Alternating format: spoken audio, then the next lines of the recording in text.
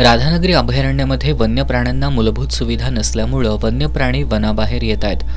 वनाबाहेर आलेले माकड, वानर, रानडुक्कर, कोल्हे, गवा आदी वन्य प्राण्यांनी खासगी क्षेत्रातील शेतकऱ्यांच्या ऊस, केळी, चिकू, आंबा, वरणा आदी पिकांचं मोठ्या प्रमाणात नुकसान केलंय.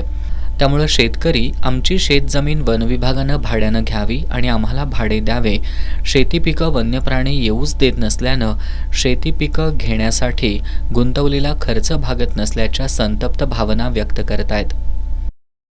शेतकऱ्यांना सगळी बाजून संकट असं घेतल्यासारखा प्रकार आहे. आधी माकडं नव्हती, आता माकडं आली, वांढरं आलीत, गौरी. ह्या वर्षी कोल्यांचा प्रादुर्भाव वाढलेला आहे. ऊसामध्ये कोल्यांनी जे नुकसान अतोनात करायचं जे प्रमाण आहे ते वाढलेलं आहे. आणि ही इतकी बाब म्हणजे अशी झालेली आहे की आता फॉरेस्ट विभागाला म्हणायला पाहिजे की ही जमीनच तुम्ही भाड्याने घ्या आणि आम्हाला काय ते वर्षाला एवढं एवढं भाडं द्या. कारण मिळणारी नुकसानीची जी रक्कम आहे ती तुटपुंजी आहे आणि त्यावर काही शेतकऱ्याचं समाधान होते, आर्थिक समाधान होतेच नाही. त्यामुळे प्रशासनानं जे ह्या प्राण्यांनी उन्माद घातला आहे त्याच्यासाठी एक कमिटी करावी आणि तिने सर्वे करून पटापट ज्या काय नुकसान भरपाई त्याची वाढ होऊन शेतकऱ्यांचं कल्याण व्हावं. वनविभाग तुटपुंजी मदत देतं, त्यामध्ये बियाण्याचाही खर्च निघत नसल्याची खंत त्यांनी व्यक्त केली.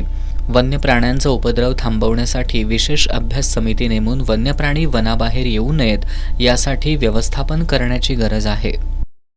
सगळ्या चारी बाजून तिन्ही बाजून जंगलातला प्राणी, वेगवेगळ्या प्रकारचे प्राणी. आज चिक्कूची झाडं आहेत, चिक्कू ठेवलेले नाहीत पांढराने. इथं कोली आलेले आहेत, डुकरं आहेत. आता ह्या महिन्यापासून गौरेडा चालू होतं. ह्या सगळ्या दृष्टचक्रात शेतकरी सापडलाय.